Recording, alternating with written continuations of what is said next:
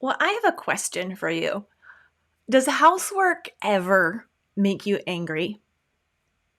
The fact that you have to do it again, the fact that maybe someone undid the work that you had just done, muddy prints on your freshly mopped floor, or new dirty dishes when you had just finally washed them all. You don't want to be mad, but you are. Let's talk about this.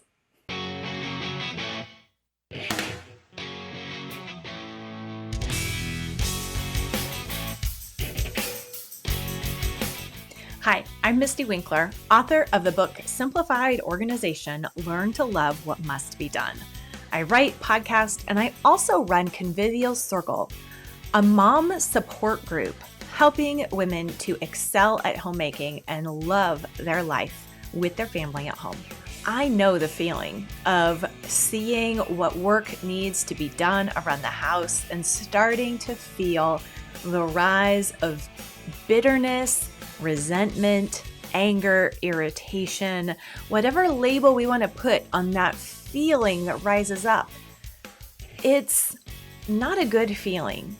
It's not the way we want to respond to our home or our family. It is a problem. Most of us just don't know how to respond to it properly, how to fix it. You don't fix it just by doing the work in anger.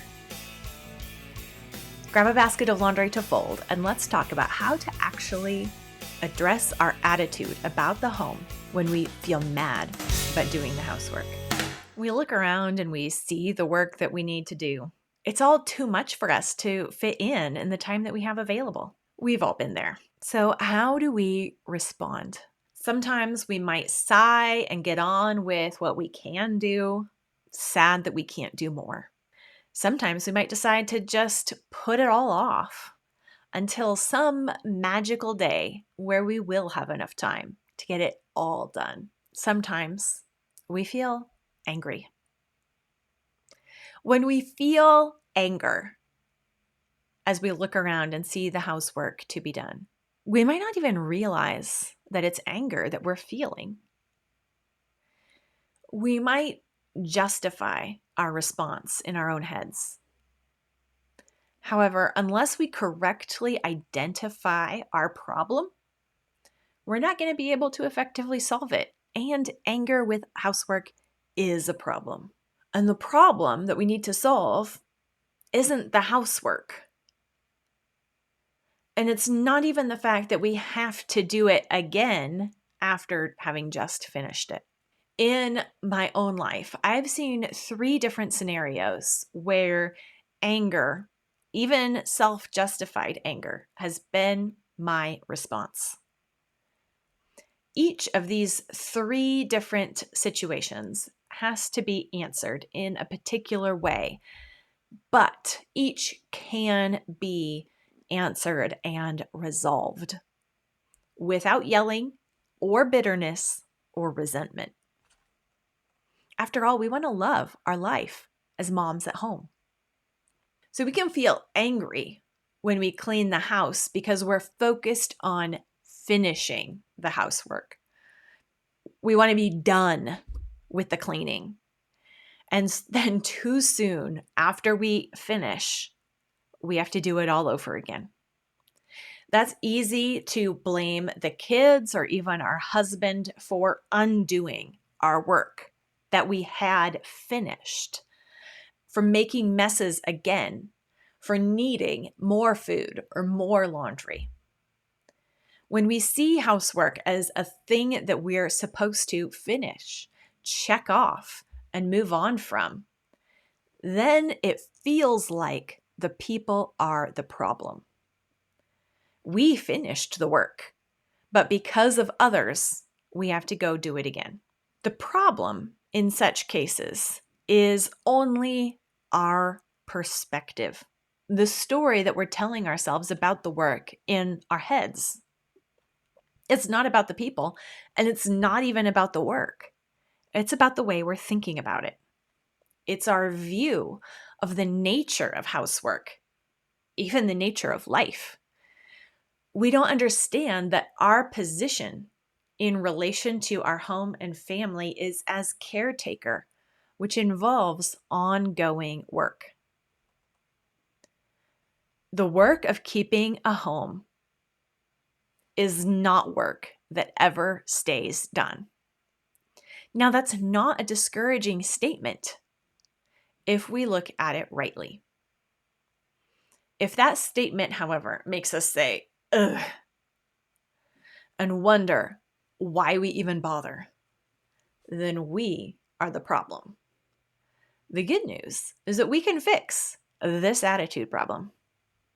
Housework is ongoing maintenance work. It's the work involved in real life, in tending life. The repetitious nature of housework is because of life. It's evidence of life being lived. If the work ever were actually done once and for all, it would be because life was over. And that's not what we want. When we wash clothes, make food, sweep floors, tidy up, we are living life. We're making our home a functional place for life to happen. We're loving our people and nurturing them in very hands-on, practical ways, whether they appreciate it or not. A home is a place where life is nurtured, and life is messy. So nurturing life means that there will be mess, and dealing with it is part of our job. There's no cause for resentment in that job, in our life. Our people are not a problem.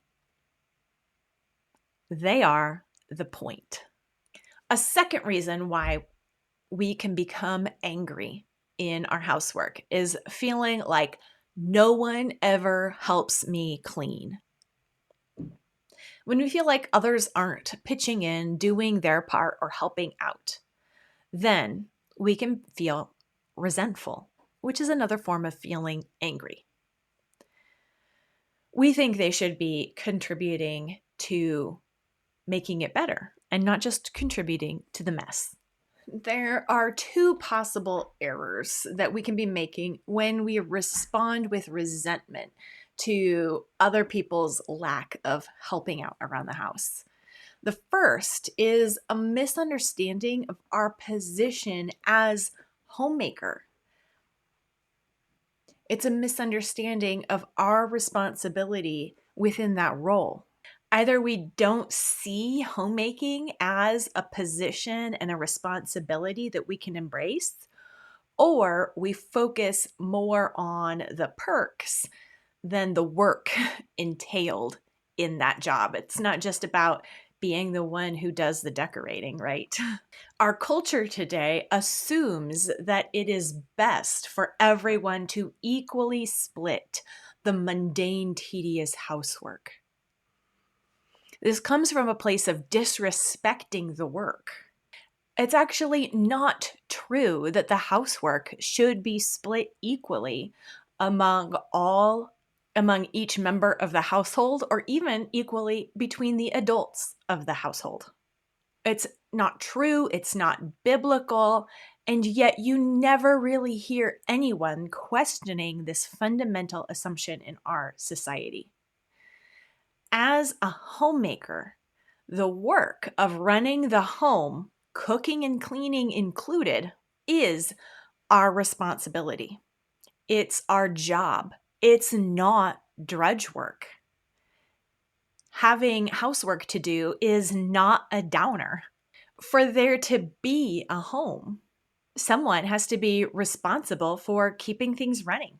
For a home to function, much work, effort, and attention has to be poured in. Just as any business requires that someone be an owner and a manager for everything to run smoothly, so it is with the home. A home is a business-like endeavor.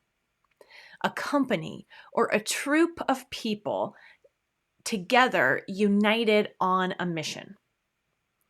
We, as the homemaker, as the mother, as the wife of the home, are entrusted with the management position within this endeavor. We can throw ourselves into that role with gusto and grow in competence in it. It is work that is worthy of our time and energy. Now, the second possible reason that we might be upset with others not really helping out as much as we want is irritation is easier than putting in the time and strategy to the relational work required to bring our children on board the team of the family.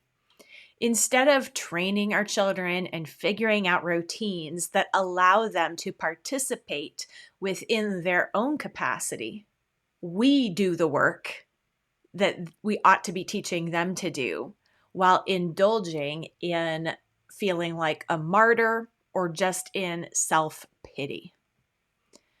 No one, ourselves included, is served by mom being a martyr, even if we think we're just keeping it to ourselves or it's only in our own head and it's not coming out. It's coming out. Just because the housework is our responsibility as managers of the home doesn't mean that we have to do all the work. We are responsible for seeing that it is done and done with competence and cheerfulness, our own cheerfulness as well. Morale within the family is also our job as mom. So that means that taking the position of nag as a wife or mother is not going to be effective. Asking for help isn't necessarily a problem, but it all depends on where you're coming from when you ask. Demanding it without setting up the kids for success in the work by training them, by having reasonable expectations, and by guiding them along the way is not going to create either the outcome in the housework that we want or the outcome in home morale that we want. If it is true that our kids should be helping out more than they currently are with the housework, then that's on us.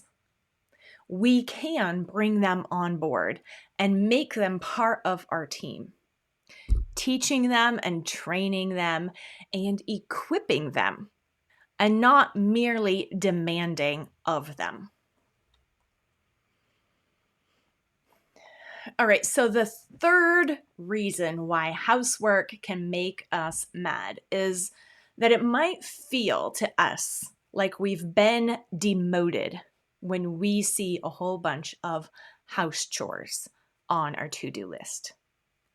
Related to the culture's assumptions about housework being tedious, trivial work that should be shared equally is an undervaluing of the work itself. The culture treats it that way because they disrespect it. They don't value it. Once I wrote a blog post about kids doing chores in the home, and a man left a scathing comment against kids doing chores at home. And one thing he said stood out to me. He said, there's no reason to teach kids how to do something that anyone could learn to do in 5 minutes. Such a disrespect for the work of keeping a home is in the very bones of our society today. We don't even realize how poorly we view the home and the work that it takes. So then it's not surprising when, even if having a family was our lifelong dream, we feel like being in charge of meals and dishes and laundry is a demotion or even demeaning. The feminists have been beating that drum for so long that we don't even realize when we operate from their assumptions. When we have a low view of housework, we will also have a low view of the home. With our words, we might honor the home and family and homemaker, but our attitudes about the actual tasks that make up the job belie our stated beliefs. A true understanding of the worth of the home would enable us to enjoy the work of maintaining the home, even the repetitive work included in managing and tending a home. So instead of being angry when we see that we have housework to do, instead of being irritated, resentful, bitter, or irritated, we can choose joy. It's not uncommon as a mom looks around the house and sees all that there is to do for her to feel overwhelmed by all that could be done. But the next feeling after feeling overwhelmed doesn't have to be anger, irritation, or discouragement. After feeling overwhelmed, we can take a 4-step approach to digging into the good work that's in front of us. We can brain dump. We can write down all the things weighing us down, all the things that we feel like we could, should, or would be doing, all the things just swirling in our minds. Write them down on paper. 2, write a list or a true statement about the work. You can't do all the things that you brain dumped, so pick 3 of them and make a super short list for yourself and just start tackling it. Cheerfulness often comes after action. We can't wait for action. We can't wait for cheerfulness to come first before taking action. Or instead of writing a list of 3, you could also write a motto or copy a verse or quote that helps you change your thinking about the work in front of you. The third thing to do is to take a baby step. Do one small thing that needs to be done in your home. Just get started. Use a timer and spend just 10 minutes working on something rather than worrying about how to do it all. And then 4th is to iterate. Life changes, and so will our methods and our routines. We can adapt, and we can plan on needing to adapt. We can just get started, and we can learn from our own real lives. We don't have to figure it all out ahead of time before getting started. You can have help, guidance, and support from myself, from Stephanie and Lisa, my team inside Convivial Circle, and from hundreds of other like-minded Christian moms in our community as we work through this process, applying it to each area of our home in our course, Sweep and Smile, which we are about to start live inside the community. It will be a time of figuring out what the core of each one of our personal homemaking routines are, our minimum viable home routines that will make the most difference. What my minimum viable routines are and what your minimum viable routines are will be different because our family patterns and our homes are different. But I know the process of figuring out those minimum viable routines, and I will walk you through figuring out what you need to do in your situation in the program Sweep and Smile inside Convivial Circle, and you'll do it with support and encouragement and accountability along the way. Join us inside Convivial Circle to work on Sweep and Smile by going to simplyconvivial.com/sweep. That's simplyconvivial.com/sweep to join us. We will help you to repent, rejoice, repeat, even with the housework.